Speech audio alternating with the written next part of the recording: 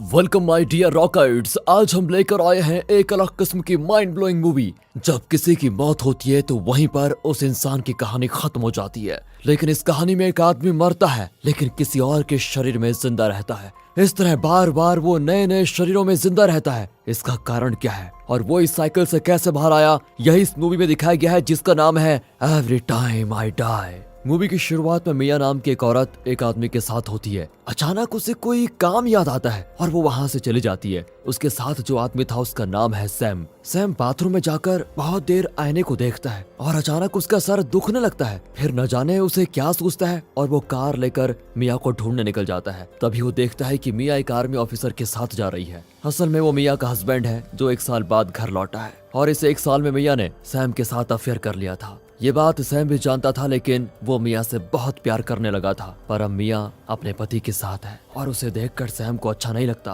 अब सैम का दर्द और बढ़ जाता है, लगता है उसका सर फटने जा रहा है। सैम के साथ ऐसा अक्सर होता है। बचपन में सैम की एक बहन थी और सैम उससे बहुत प्यार करता था। एक दिन सैम अपने कैमरे से फोटोज क्लिक कर रहा था तो उसकी बहन ने कैमरा मांगा, पर सैम ने नहीं दिया। वो उसे छीनकर एक ऊंची चट्टान पर चली जाती है और वहां से नीचे पानी की फोटोज खींचने लग जाती है। तभी सैम जाकर कैमरा को छीनने की कोशिश करता है, लेकिन तब गलती से उसकी बहन का पैर फिसलकर वो पानी में गिर जाती है। उसे बचाने के लिए सैम भी कूद पड़ता है। तभी कोई पानी में कूदकर दोनों बच्चों को उठा लाता है। सैम तो बच जाता है, लेकिन उसकी बहन मर जाती है और उस दिन से सैम खुद को अपनी बहन की मौत का कसूरवार मानता है और उस दिन से उसका दिमागी संतुलन बहुत खराब हो चुका है। उसे लगता है कि उसकी बहन उसके साथ है और कभी कभी वो अपने अंदर अपनी बहन को महसूस करता है। उसकी परेशानी देखकर उसके पेरेंट्स उसको एक साइकियाट्रिस्ट के पास भी लेकर जाते हैं, जो कहती है कि देखो, घर पर ऐसी चीज मत रखा करो जो सैम को उसकी बहन की याद दिलाए, तभी वो ठीक हो पाएगा। अब इस सिचुएशन में उसके पेरेंट्स को क्या करना चाहिए दोस्तों, वैसे आपका क्या ख्याल है कमेंट करके बताइएगा। यहाँ उसके पेरेंट्स दिल पर पत्थर रखकर अपनी बेटी के टॉयज और बाकी चीजें जला देते हैं। क्या करें,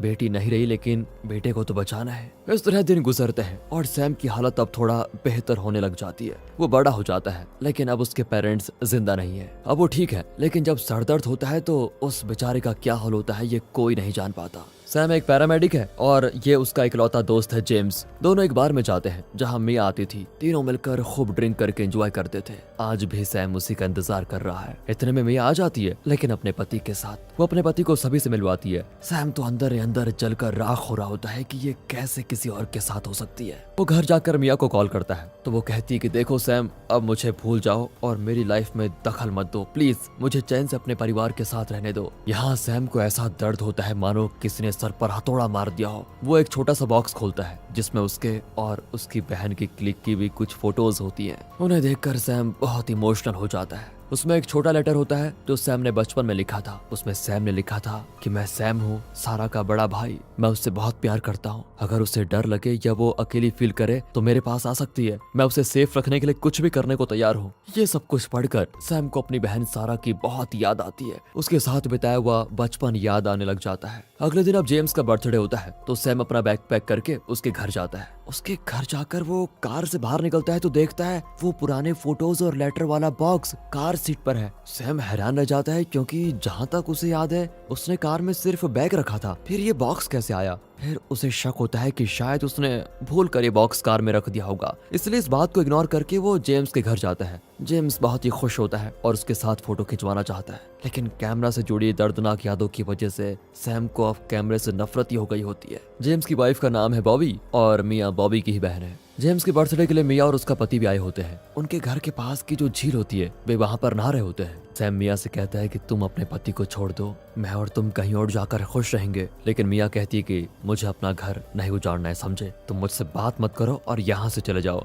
ये सुनकर सैम का दर्द फिर से शुरू हो जाता है और वो एकदम ब्लैंक। जब उसकी आंख खुलती है तो वो खुद को किसी जंगल में पाता है। तभी जेम्स आकर कहता है कि तुम्हें हम कितनी देर से ढूंढ रहे हो, तुम बिना बताए यहाँ क्यों चले आए। ये कहकर वो सैम को अपने घर ले आता है और पूछता है कि यार तुम ठीक तो हो, हमारे साथ बात कर रहे थे उस समय और फिर अचानक तुम्हें हो क्या गया था, अचानक तुम उस जंगल में क्यों चले गए। सैम के पास इसका कोई जवाब नहीं होता क्योंकि उसकी खुद समझ में नहीं आ रहा था कि उसके साथ ये हो क्या रहा है। उसे सिर्फ इतना याद है कि वो झील के पास मिया से बात कर रहा था। लेकिन जेम्स ये क्यों कह रहा है कि मैं सभी से अच्छे से बात कर रहा था। अब जेम्स उसे एक वीडियो दिखाता है जो उसने कुछ घंटे पहले रिकॉर्ड की थी। उसमें सैम तो एकदम नॉर्मल दिखता है और वो इन सबको अपने बचपन की सारी बातें बता रहा था, पर इस समय सैम को ऐसा कुछ भी याद नहीं है। वो मिया से फिर अकेले में मिलता है और कहता है कि प्लीज मेरे साथ चली जाओ, मैं सिर्फ तुम्हारे साथ ही नॉर्मल फील कर सकता हूँ, अगर तुम नहीं मिले तो मैं सच में पागल हो जाऊंगा। लेकिन मिया उसे फिर वार्न करती है और यहाँ से चले जाने को कहती है। इतने में मिया का पति टायलर आ जाता है, लेकिन शायद उसने इनकी बातें नहीं सुनी थी। वो मिया को लेकर चला जाता है। अब सैम वहाँ नहीं रहना चाहता और अपने घर के लिए निकल जाता है।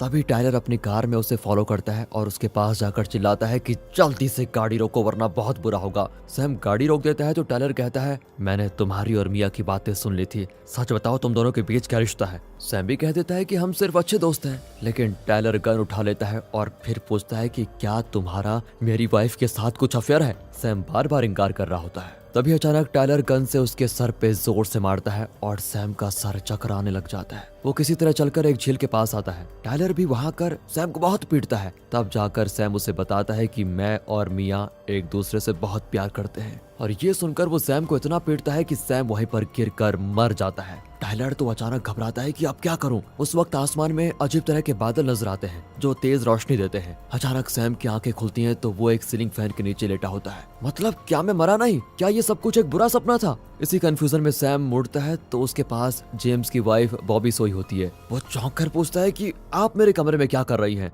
ये तुम्हारा कमरा नहीं, हमारा कमरा है जेम्स।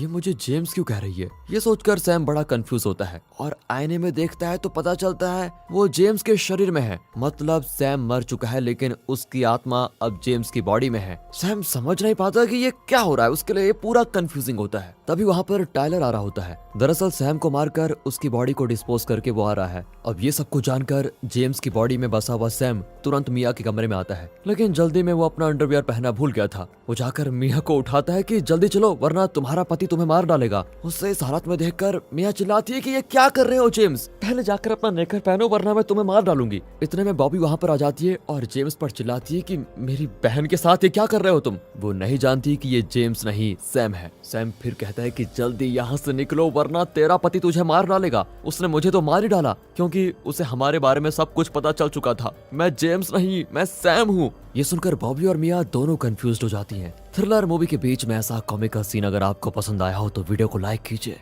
इतने में टायलर अंदर आ जाता है और जेम्स को नंगा देखकर वो चौंक जाता है, पर सैम अब भी मिया को बचाने की पूरी कोशिश करता है, लेकिन टायलर उस पर भी अटैक कर देता है। फिर सभी मिलकर उनका झगड़ा रोकते हैं और जेम्स मतलब सैम ड्रेस पहनकर एक कमरे में बैठा होता है। वो बॉबी को बहुत समझाता है कि देखो मैं सैम हूँ और इस वक्त जेम्स की बॉडी में हूँ, मेरा यकीन करो मैं जेम्स नहीं हूँ। लेकिन बॉबी कहती है तुम बहुत थके हुए हो इसलिए इतनी बेतुकी बातें कर रहे हो, जरा आराम कर लो। ये कहकर वो चली जाती है। सैम सो जाता है और उसे एक अजीब सा सपना आता है कि वो अपने शरीर में है और वो भी मिया के साथ है, लेकिन वो जान जाता है कि ये सपना है क्योंकि वो अपने हाथ से दूसरे हाथ में छेड़ करता है, उसके अंदर से मक्खी निकलती है।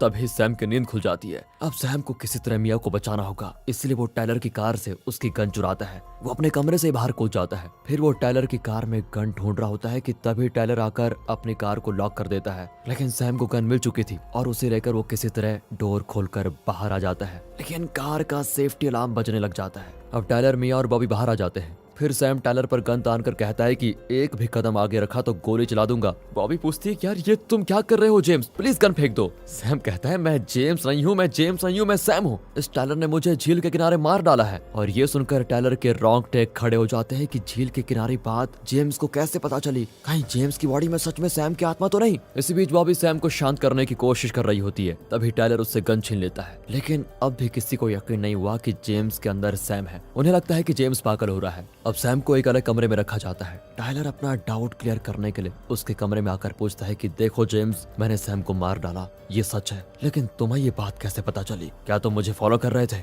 सैम कहता है तुमने जिस सैम को मार डाला मैं वही सैम हूँ, लेकिन अब मैं जेम्स की बॉडी में हूँ। लेकिन टायलर को गुस्सा आता है कि तुम बार बार झूठ क्यों कह रहे हो? तब सैम बताता है कि तुमने मुझे इसीलिए मार डाला क्योंकि मेरा और मिया का अफेयर चलता है। यह सुनकर टायलर तो गुस्से में जेम्स को यानी कि सैम को शूट कर देता है और सैम फिर मारा जाता है। और इस बार कत्ल के इल्जाम से बचने के लिए टायलर गन को जेम्स के हाथ में दे देता है ताकि सबको यही लगे कि ये पागल हो गया और इसने खुदकुशी कर ली। तभी एक बार फिर आसमान में वही बादल इकट्ठा हो जाते हैं और बीच से निकलती है एक तेज रोशनी। अब सैम फिर आंखें खोलता है तो उसके सामने मिया और टायलर होते हैं। सैम तो घबरा जाता है कि न जाने इस बार किसकी बॉडी में घुस गया। दरअसल इस बार वो बॉबी की बॉडी में चला गया था। जेम्स की लाश को देखकर उसकी वाइफ बॉबी बेहोश हो गई थी और इसी बीच सैम की आत्मा जेम्स को छोड़कर बॉबी की बॉडी में घुस गई थी। अब सैम समझ जाता है कि अगर इस बार मैंने खुद को सैम बताया तो टायलर फिर मुझे मारेगा, इसलिए वो एक प्लान बनाता है और कहता है कि कहती है मुझे थोड़ी देर के लिए अपने पति के साथ अकेला छोड़ दो प्लीज। मिया और उसका पति बाहर चले जाते हैं। तभी बॉबी की बॉडी में सैम जेम्स के हाथ से गन निकालकर खिड़की से पीछे फेंक देता है। फिर वो जेम्स के पॉकेट से कार की निकालकर मिया को देता है और कहता है तुम कार स्टार्ट करके रखो और मेरे आते ही हम दोनों तुरंत यहाँ से निकल जाएंगी। ये कहकर वो मिया को चाबी पकड़ाता है और खुद घर के पीछे जाकर गन निकालने वाला होता है कि तभी वो टायलर का बच्चा वहाँ पर आ जाता है। वो उसे पकड़कर पूछता है बॉबी तुम यहाँ पर क्या कर रही हो? तो बॉबी अजीब तरह से स्मेल करती है और टायलर समझ जाता है कि ये बॉबी नहीं सैम है। वो चिढ़ जाता है कि मैं तुम्हें कितनी बार मारूं, तुम मरते क्यों नहीं हो? ये कहकर वो बॉबी को धक्का देकर गन उठाता है, पर इतने में बॉबी भागकर कार की ओर आती है, सैम कार की ओर आता है। टायलर उसका पीछा करते हुए बॉबी के पैर पर शूट कर देता है। अब मिया टायलर पर ही टूट पड़ती है कि तुमने मेरी बहन को शूट क्यों किया? इसी बीच बॉबी की बॉडी में सैम लड़खड़ा कर कार के पास जाता है और कार को स्टार्ट करके रिवर्स में तेज चलाता है। फिर वो टायलर को टक्कर मारकर गिरा ही देता है। इससे टायलर तो बेहोश हो जाता है और फिर मिया जल्दी से कार में चढ़ जाती है। दोनों वहां से निकलते हैं। मिया की समझ में नहीं आता कि ये हो क्या रहा है। वो पूछती है कि तुम्हें टायलर शूट करने पे तुला हुआ क्यों है? तब सैम बताता है कि मैं बॉबी नहीं, मैं सैम हूँ, इसलिए वो मुझे मार डालना चाहता है। जेम्स की बॉडी में भी मैं था, टायलर ने उससे भी मार डाला, अब मैं बॉबी की बॉडी में हूँ। तुम्हारे पति को तुम्हारे और मेरे प्यार के बारे में सब कुछ पता चल चुका था, इसलिए उसने मुझे मार डाला। फिर मैं जेम्स की बॉडी में गया और अब मैं बॉबी की बॉडी में हूँ जो तुम्हारे पास बैठा हूँ। देखो मुझे, मैंने तुम्हें कितनी बार समझाने की कोशिश की लेकिन तुम समझ ही नहीं रही थी। अब टायलर तुम्हें मारने जा रहा है, इसलिए मैं तुम्हें बचाकर यहाँ ले आया। मिया चौंक कर बैठी होती है। सैम मिया को एक जगह लेके जाता है जहाँ सैम की कार होती है। सैम उस कार से अपना बॉक्स निकालता है और उसमें रखे फोटोज को देखकर बहुत रोता है। हम मिया को यकीन हो जाता है कि ये बॉबी नहीं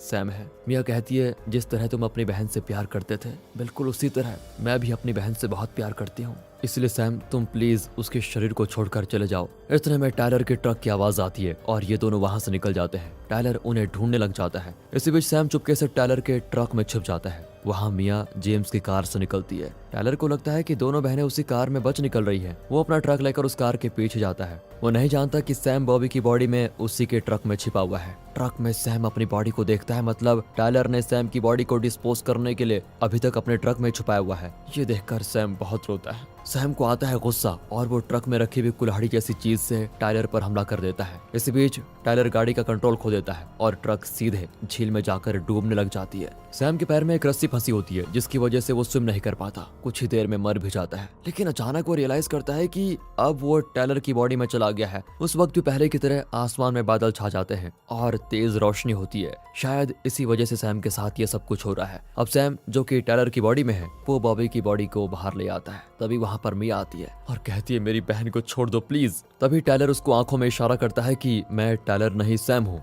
अब सैम बॉबी को सीपीआर देकर उसे बचा लेता है। अपनी बहन को जिंदा देखकर मिया उसे गले लगाकर बहुत रोती है। सैम कहता है जैसे मैंने तुमसे वादा किया था मैं तुम्हें तुम्हारी बहन लौटा दिया हूँ। ये कहकर वो चलने लग जाता है तो तेज रोशनी वाले उन बादलों को देखता है। जैसे ही उसकी रोशनी टायलर के शरीर पर पड़ती है उसके शरीर से सैम की आत्मा बाहर आ जाती है और अब टायलर मर जाता है। यहाँ में बताया जाता है कि आखिर सैम के मरने के बाद भी उसकी आत्मा अलग अलग शरीरों में कैसी चली जाती है। दरअसल बचपन में सैम अपनी बहन की मौत का कारण बन गया था, लेकिन उसके बाद उसकी बहन सारा की आत्मा उसके शरीर में रहने लगी, यानी सैम की आत्मा के साथ सारा की आत्मा भी रहने लगी। इस वजह से सैम कभी अपनी तरह बिहेव करता तो कभी सारा की तरह। साइकियाट्रिस्ट के कहने पर जब सारा की सारी चीजें जला दी गई तब सैम के अंदर से सारा की आत्मा थोड़ा कमजोर हो गई, लेकिन जब भी उसकी आत्मा की शक्ति बढ़ती तब सैम को बहुत तेज दर्द होता और उस वक्त सारा की आत्मा उसकी बॉडी को कंट्रोल करती थी। जब सैम जेम्स के बर्थडे के लिए उसके घर गया तो अचानक उसने खुद को जंगल में पाया। असल में उस वक्त उसकी बॉडी उसकी बहन के कंट्रोल में थी जो उसे जंगल में लेकर गई,